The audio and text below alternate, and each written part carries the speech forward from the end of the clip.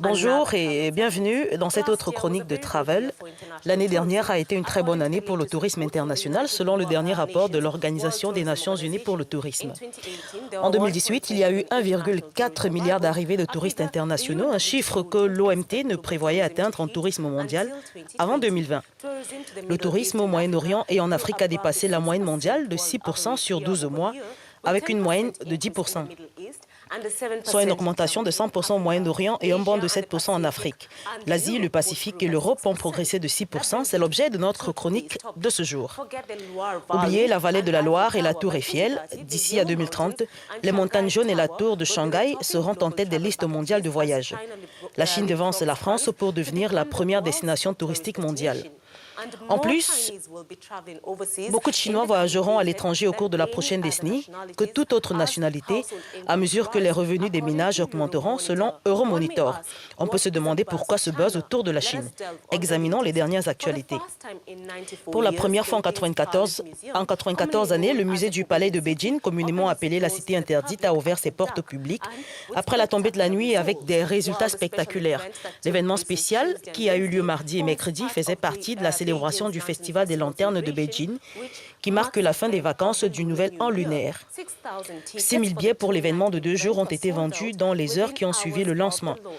Mais la plupart des 1,3 milliard d'habitants de la Chine auraient dû ou pu se contenter de regarder l'émission à la télévision ou depuis une des collines dans le parc derrière le complexe. Les chanceux qui ont assisté à l'événement n'ont pu cacher leur joie. Regardez.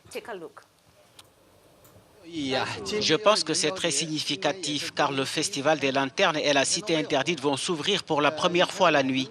Auparavant, tout était noir tout le temps. Nous ne pouvions donc rien voir.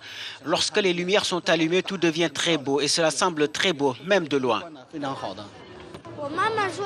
Ma mère m'a dit que c'est la première fois que la Cité interdite ouvre la nuit.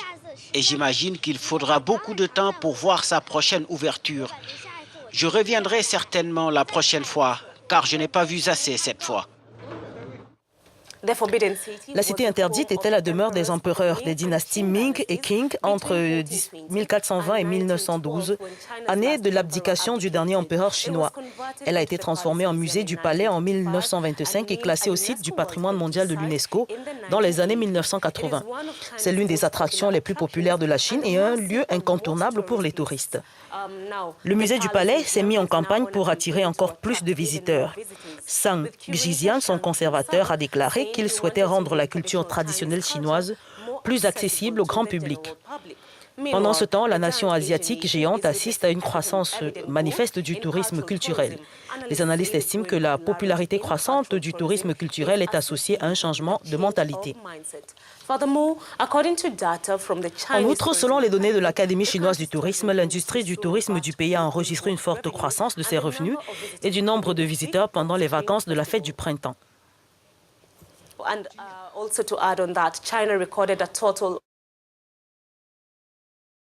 Inviter leurs familles dans des métropoles telles que Beijing, Shanghai et Shenzhen ou des centres régionaux pour célébrer ensemble le festival du printemps, c'est un phénomène évident cette année. Lorsque les gens arriveront à un endroit, ils commenceront à expérimenter profondément les cultures locales pour accorder plus d'attention à la satisfaction spirituelle. C'est devenu une tendance. La Chine a enregistré un total de 415 millions de voyages de touristes et généré plus de 70 milliards de dollars de recettes touristiques entre le 4 et le 10 février.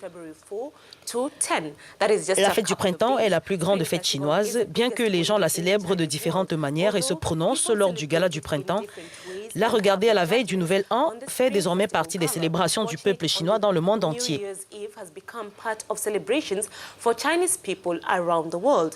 Avant de vous quitter, voici quelques faits amusants sur la Chine. La célébration du Nouvel An chinois dure 15 jours. En Chine, chaque année est représentée par l'un des 12 animaux. Hong Kong compte plus de gratte-ciel que toute autre ville au monde. La moitié des porcs sur Terre vivent en Chine. Les mariées chinoises portent souvent du rouge, une couleur dite porteuse de chance. Eh bien, je dois en rester là aujourd'hui. Merci beaucoup d'avoir regardé. Bonne journée et à très vite.